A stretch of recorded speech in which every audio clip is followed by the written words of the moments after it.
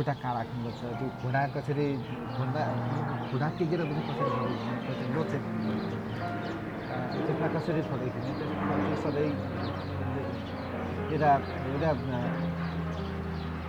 Camera ह्यान्डलिङदेखि एउटा aesthetically part भन्नु यसो क्यामेरा सन्तान भनेको त्यो टेक्निकल पार्ट मात्रै होइन, एउटा कलाको पार्ट पनि हुने रहेछ। त्यो कला पनि कसरी हामीले त्यो त्यसमा मिक्स गर्न सकिन्छ, त्यसमा पनि हामीले ध्यान दिनुपर्छ।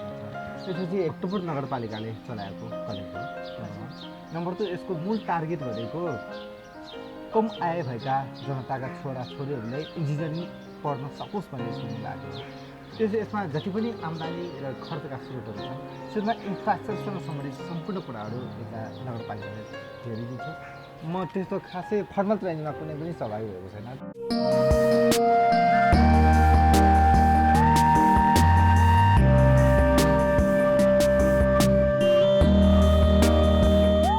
नमस्ते सर। नमस्ते। तपाईँको छोटो परिचय। मेरो नाम सिद्धिराम सुवाल हो। मेरो घर चाहिँ बियासी भक्तपुर। अहिले म खोपा इन्जिनियरिङ कलेजमा आज प्रशासकीय अधिकृतको रूपमा कार्यरत छु र पढ्दै म प्रशासन प्रमुखको रूपमा छु। तपाईँ खोपा इन्जिनियरिङ कलेजमा काम गर्नुहुन्छ। खोपा इन्जिनियरिङ कलेजबारे छोटो परिचय दिइदिनुहोस्।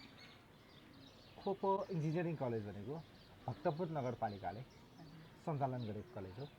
यो नगरपालिकाले सञ्चालन गरेको नेपालको पहिलो इन्जिनियरिङ कलेज हो। यसको स्थापना 2058 सालमा स्थापना भएको हो। यसको मूल टार्गेट भनेको जस्तै कम आय भएका जनताका छोराछोरीहरूलाई इन्जिनियरिङ शिक्षा दिने यसको मूल उद्देश्य हो। हाल इन्जिनियरिङ कलेजमा के कस्ता कार्यहरू सञ्चालित छन्? कार्यक्रमहरू हजुर, अहिले विशेष गरी 6वटा शैक्षिक कार्यक्रमहरू सञ्चालनमा छन्। 4वटा स्नातक तहको ब्याचलर हो। त्यसरी bachelor in civil engineering, bachelor in architecture, bachelor in computer engineering र bachelor in electronics and communication engineering. त्यस्तै मास्टर तहको मास्टर इन अर्थक्वेक इन्जिनियरिङ र MSc in urban design and conservation. यो 6वटा शैक्षिक कार्यक्रमहरू सञ्चालनमा छन्। यो शैक्षिक कार्यक्रमहरू पूर्वाञ्चल विश्वविद्यालयबाट सम्बोधन प्राप्त शैक्षिक कार्यक्रमहरू हो। अन्य इन्जिनियरिङ कलेज भन्दा यो खोपा इन्जिनियरिङ कलेजलाई पृथक मानिन्छ, किन हो? यसमा खास कुरा यो भक्तपुर नगरपालिकाले चलाएको कलेज हो नम्बर 1। नम्बर 2, यसको मूल टार्गेट भनेको कम आय भएका जनताका छोराछोरीहरूलाई इन्जिनियरिङ पढ्न सकोस् भन्ने यसको मूल आग्रह हो। त्यसै यसमा जति पनि आम्दानी र खर्चका स्रोतहरू छन् त्यसमा इन्फ्रास्ट्रक्चरसँग सम्बन्धित सम्पूर्ण कुराहरू यता नगरपालिकाले हेरिदिन्छ भनेर यसमा अहिले जति पनि अहिलेको कन्टेक्स्टमा हेर्दाखेरि यो शैक्षिक कार्यक्रम सञ्चालनको लागि भनेको अर्थ डे टु डे प्रशासन सञ्चालनको लागि चाहिने आवश्यक खर्चहरू अहिले चाहिँ कलेज आफैले मेन्टेन गरिरहेको छ र पूर्वाधारका विषयहरू यता नगरपालिकाले दिइरहेको छ। त्यसको अर्थ यसको जति पनि आम्दानी र खर्चहरू यो प्राइभेटाइजेसन भनेको निजी आम्दानीको भन्दा पनि यसको जनताको आम्दानी नै हुन्छ, खर्च पनि जनताकै लागि नै खर्च हुन्छ। यसमा विशेष गरी अहिले त्यो पूर्वाञ्चल विश्वविद्यालयको एफिलिएटेड कलेजहरू विशेष गरी 115वटा कलेजहरूमध्ये खोपा इन्जिनियरिङ कलेज यो वर्ष सर्वश्रेष्ठ कलेज रूपमा स्थान प्राप्त गरेको छ। त्यो पनि एउटा मूल विशेषताको रूपमा हामीले लिन सकिन्छ। तपाईँले अहिले फोटोग्राफी ट्रेनिङ लिनुभएको छ।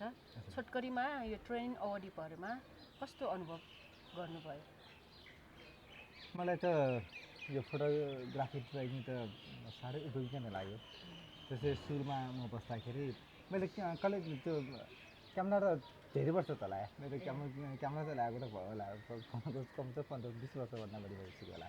पहिला पनि फोटो खिच्नुहुन्छ? म क्यामेरा चाहिँ चलाउँछु, तर कहिलेकाहीँ म्यानुअल मोडमा चलाउँछु, कहिले अटो मोडमा चलाउँछु। तर मलाई जसरी यो तालिम लिइसकेपछि जुन त्यो पोस्चर भन्नेहरू छ, एउटा पोज भन्ने हुन्छ, पोस्चर भन्ने हुन्छ, जुन एङ्गलहरू भन्ने हुन्छ, म एङ्गल यसरी खिच्नुपर्छ भने म आफैलाईबाट भन्छु। तर मलाई जो तालिम लिएको छ त्यो त खासै केही पनि थाहा छैन। त्यो हिसाबले म तालिमले त मलाई धेरै नै सहयोग गरेको छ। जस्तै अब क्यामेरा कसरी समाउने, कुन हाम्रो पोजिसन कस्तो हुनुपर्छ, हाम्रो त्यो क्यामेराम्यानको पोजिसन कस्तो हुनुपर्छ, त्यो खुट्टा कहाँ राख्नुपर्छ, त्यो घुँडा कसरी घुँडा टेकेर पनि कसरी फोटो खिच्ने, लोचेक त्यसमा कसरी फोटो खिच्ने, त्यसमा त्यो सधैँ एउटा एउटा यो क्यामेरा ह्यान्डलिङदेखि एउटा एस्थेटिकली पार्ट भन्नु यसो क्यामेरा सन्तान भनेको त्यो टेक्निकल पार्ट मात्रै होइन एउटा कलाको पार्ट पनि हुने रहेछ त्यो कला पनि कसरी हामीले त्यो त्यसमा मिक्स गर्न सकिन्छ त्यसमा पनि हामीले ध्यान दिनुपर्ने रहेछ त्यसपछि एउटा त्यो टेक्निकल पार्ट त मूल पार्ट नै भयो टेक्निकल पार्ट बिना त त्यो क्यामेरा सञ्चालन गर्न सकिँदैन टेक्निकल पार्ट जस्तो आइसो भनेको के हो एपर्चर भनेको के हो त्यसपछि सटर स्पिड के गरेर आउँछ कसो गरेर आउँछ त्यो जुन मोडहरू हामीलाई सिकाउनु भएको छ मलाई त धेरै प्रभावकारी जस्तो लाग्छ त्यो धेरै आसिक नै छ जस्तो लाग्छ अनि मेरो प्रोफेसन अनि यसले पनि धेरै काम लाग्छ अनि तपाईँले भर्खरै भन्नु हाल्नुभयो पहिला पनि फोटो खिच्नुहुन्छ यो अब 12-15 वर्ष अगाडिदेखि नै तपाईँ फोटो खिच्दै हुनुहुन्छ पहिला कुनै त्यस्तो ट्रेनिङमा सहभागी हुनुभएको छ त म त्यस्तो खासै फर्मल ट्रेनिङमा कुनै पनि सहभागी भएको छैन त कसैले भन्छ यसो गर्दा हुन्छ त्यसो गर्दा हुन्छ त्यो अलिकति मिलाउनुहोस् न त्यस्तो भन्ने भन्छ त्यो उसको भरमा मात्रै थोरै काम गर्ने हुन्छ तर सेयरिङको आधारमा तपाईँ फोटो खिच्नुहुन्छ अहिले चाहिँ तपाईँ ट्रेनिङ लिइसकेपछि फोटो खिचेपछि पहिलाको फोटो र अहिलेको फोटोमा तपाईँले के भिन्नता पाउनुभयो मलाई लाग्छ धेरै नै भिन्नता होला जस्तो लाग्छ तर अहिले त म ठ्याक्कै कम्पेरिजन त मैले गरेको छैन तर पहिला मैले खिचेको फोटो र अहिले मैले फोटो खिचेको यसले तुलाएर हेऱ्यो भने या कम्पेरिजन हेऱ्यो भने मेरो विचारमा धेरै फरक पाउँछ होला अहिलेकोमा चाहिँ तपाईँलाई सन्तुष्टि हुनुपर्छ किनकि त्यसमा लाइट मिलाउनेदेखि त्यो जुन धेरै नै फरक हुन्छ जस्तै एङ्गल मिलाउने भयो लाइट मिलाउने भयो त्यसपछि कुन पोजिसनमा कुन पोस्चरमा खिच्ने भयो त्यो सबै त्यो मेरो त्यो अब त्यो ध्यान दिएर खिच्छ होला पहिला त्यस्तो हुँदैन त्यो पहिला त्यो सिनलाई अलि फोकस गर्ने हुन्छ त्यो आफ्नो जुन अब्जेक्टिभअनुसार सिनलाई फोकस गर्ने हुन्छ त्यसपछि अरू त्यो हामीले खिच्नु मतलब छैन त्यो राम्रो फोटो आएको छ कि पहिला तर अहिले चाहिँ त्यो मात्र होइन रहेछ अरू कुराहरू मैले थाहा पाएँ अब यस्तै फोटोग्राफी विषयमा लाग्ने फोटोग्राफीसँग सिक्न चाहने नयाँ पुस्ता भनौँ न पुस्ताहरूलाई तपाईँ के भन्न चाहन्छ तपाईँको अनुभवमा मलाई त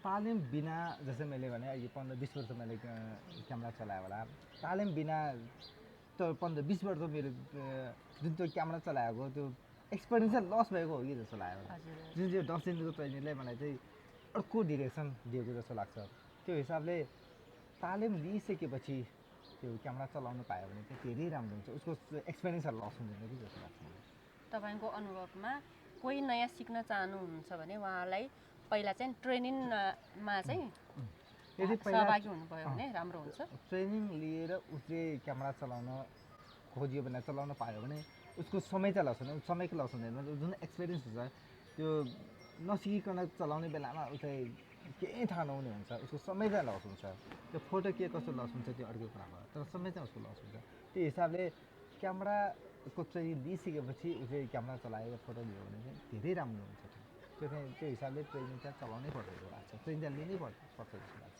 अन्तमा तपाईँलाई यो ट्रेनिङमा शिक्षण विधि चाहिँ कस्तो लाग्यो मलाई यसमा सबैभन्दा मनपर्ने विषय नै शिक्षण विधि हो खास मैले पहिला ट्रेनिङ लिएँ यसरी त्यो एज अ प्र्याक्टिकल बेस भने कि एज अ थ्योरिकल बेस भने कि एज अ त्यो इन्जोय गराउने जुन चाहिँ मेथडहरू छ त्यो मलाई साह्रै प्रभावकारी लाग्छ मलाई त धेरै इफेक्टिभ छ यो मलाई त धेरै मनपर्छ हस् त समय दिनुभयो त्यसको लागि धेरै धेरै धन्यवाद हुन्छ